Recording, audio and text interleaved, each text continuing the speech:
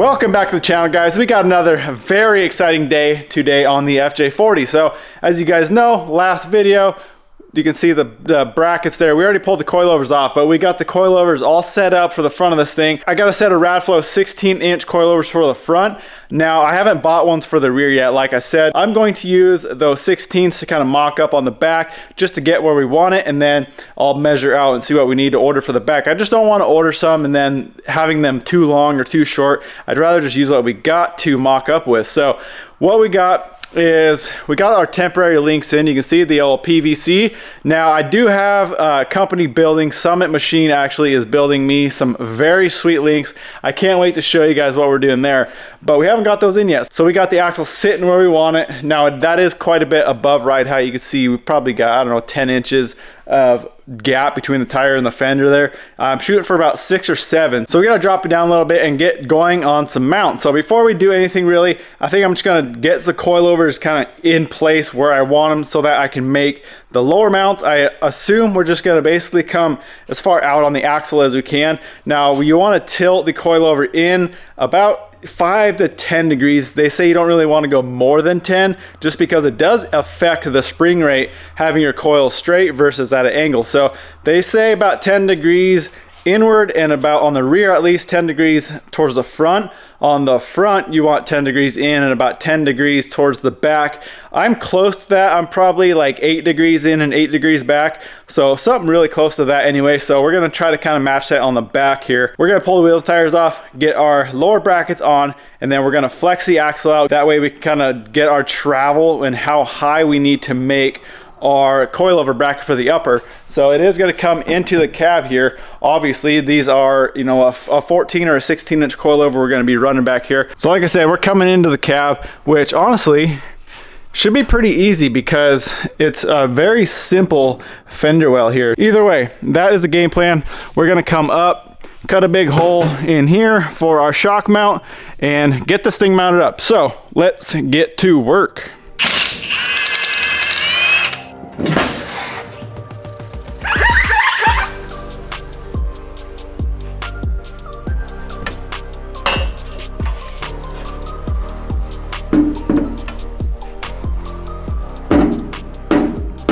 Well, good thing I went through and I actually checked with the tire on. This is gonna be a little bit closer than I thought it was gonna be. I thought we'd have more room from the tire up here to the frame. The spring does fit, so we gotta be very careful where we mount these coilovers. I think we're gonna have to mount it right at the edge of this truss here, because if it comes too far out, then it's gonna be at a pretty severe angle in, and we're basically gonna have to shoot, we're gonna have to cut all this inner fender out here, all this stuff out right here on the inside to bring the coilover in a little bit. That's about all we can do because of tire clearance. So we gotta bring that coilover in, and hopefully we can get everything mounted up and cleared and have the right angles. Like I said, you don't want to have too much angle on that coilover pointed in. So I'm going to kind of mark out where we need these mounts, at least the bottom. That way we can get the bottom mounted, get the upper, get a hole cut in there so we can actually get the coilover up in there. We'll do our flexing one more time. I think I'm going to just tuck it as close as I can to that frame. That way we have our clearance for the tire.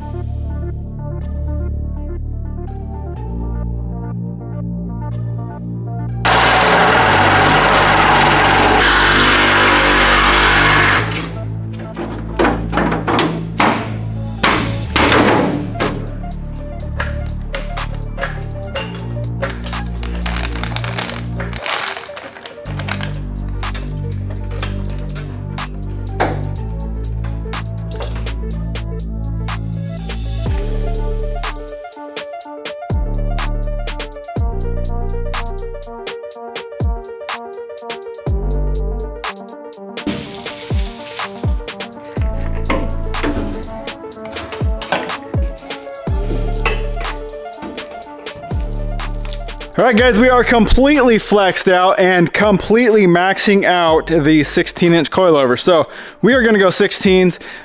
We got to mount these uppers. Now this is gonna be tricky because on this side, we're gonna be close to the frame right here on down travel, and then on the up travel side, we're gonna be close to the tire. So we gotta do some measuring and make sure that we get these upper mounts in the right spot. If not, we're either gonna hit the tire or the frame. The frame is not a huge deal because you can notch it and kind of French in that upper mount.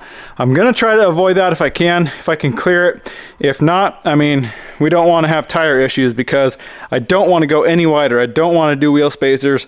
I wanna leave these exactly where they are. So, that being said, I got a bunch of measuring to do. I'm gonna get my laser out and kind of laser up from the actual frame here so I can get a nice solid line or somewhere to actually measure off on both sides to figure out where that upper bolt hole right here needs to be in order to clear the frame and to clear that tire.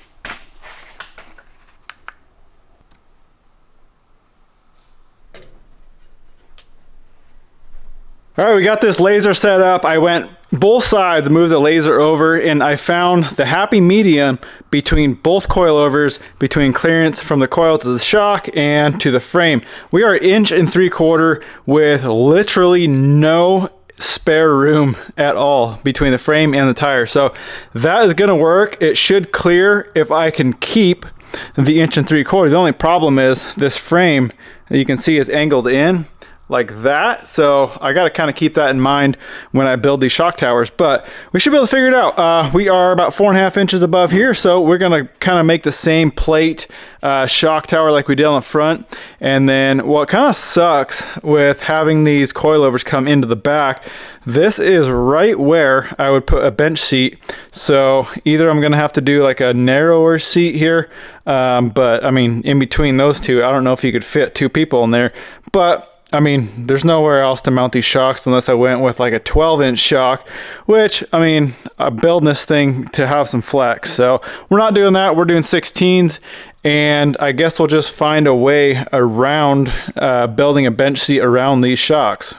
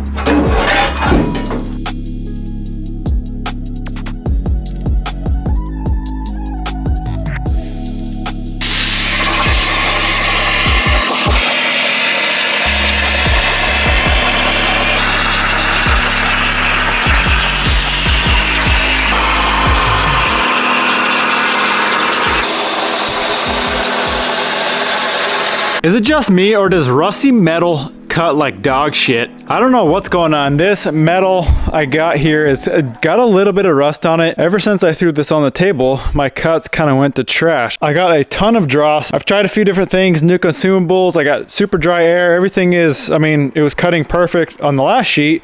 And as soon as I threw this rusty sheet on, it's cutting like crap. So I don't know, I might just have to wire wheel these sheets up. I got a bunch of these 4x3 sheets of 1/4 inch from a buddy, got a deal on them. But like I said, they are a little rusty and it seems to be affecting my cut quality quite a bit. If you guys are familiar with CNC plasma and know anything about this, drop a comment down below. But either way, it's not a big deal. I got such a good deal on it, I can't complain. We'll just have to chip off the slag, grind them out, and we'll be just fine. All right guys, both shock towers are in, and I'm gonna get up here and hopefully you can see in here. But we got about, on this side, on the tire, we do have about 1 inch of clearance. I might have to taper that or angle this in just a little bit. I think it is standing up a little bit straighter. We come over to this side and we were having issues, or not issues I guess, but it was close to the frame. We got about 1/2 inch and that is gonna clear the spring perfect. So I'm gonna pull these off, I'm gonna fully weld them in, and then we can get these, or get the frame cleaned up, get these tacked on.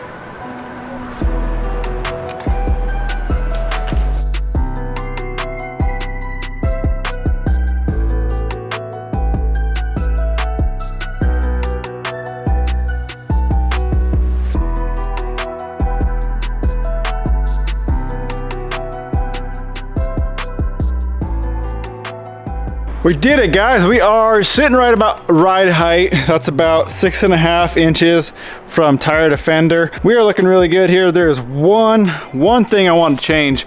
You can see this shock or the coilover is kind of sitting crooked in this coil mount here. It was kind of hard to get it centered when I had it flexed up and flexed out. So I'm going to fix that. The problem I'm seeing is at full stuff, when this moves in, the axle moves back a little bit too, and up here the spring may hit this mount here. So what I'm going to do is just pull that mount off and grind a little bit on the front of it so that I can tilt the whole mount that way. So we're just going to have to tilt that mount and kind of move that shock forward a little bit, maybe like 1/2 inch. Other than that, one little issue, we are looking absolutely perfect. Everything else clears. We have seriously about at full stuff and about full droop, we have 1/4 inch of space to the frame and the tire. So that is just how close this thing is, but we made it work. It's not hitting the frame, The springs should clear everything, and it looks sweet back here. One thing, I will do a crossbar probably once I figure out my seat situation. Run a crossbar across here, or I could, if I have a bar come on the side here for the roll cage, I may just come from here out to the cage. But that is future tasks there. So let's cut these back off, fix that one little issue, and we'll be done.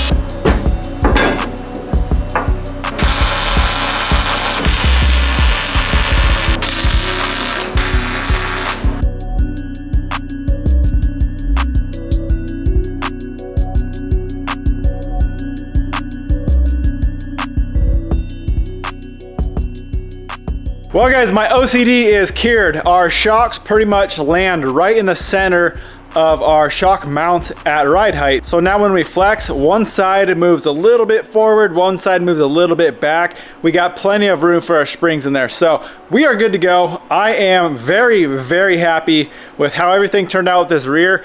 Like I said, we still got to do some bracing and some gussets. I might run some gussets inside of that mount. If I were to run the gussets off the sides, I'd have to cut a bunch more of this tub out. I don't want to cut anymore. Well, I'm gonna wrap this one up here, guys. Hey, go do me a favor and tell your friends about my videos. I'm gonna go on a little rant here. I'm not trying to be that guy that's saying, oh, YouTube's screwing with my stuff, but especially like these suspension videos, they're getting millions of views, like 5-6 million views on Instagram, on TikTok, on every other platform except YouTube. And something's a little fishy there. And obviously YouTube is the only place where I'm actually monetized. So we got to get these videos out. We got to get some views and some money rolling in, because I am going broke. Honestly, that's the main reason I sold the Tacoma, just because I need the money to finish this build, and the revenue on YouTube sucks right now. So that being said, guys, subscribe if you're not already, and go tell all your friends about my channel if you think they'll enjoy it. If not, hey, they don't have to stay. Well, anyways, I'm gonna wrap this one up here. I really hope you guys enjoyed it. Why don't you go smash that thumbs up button, comment, subscribe. We'll catch you in the next one.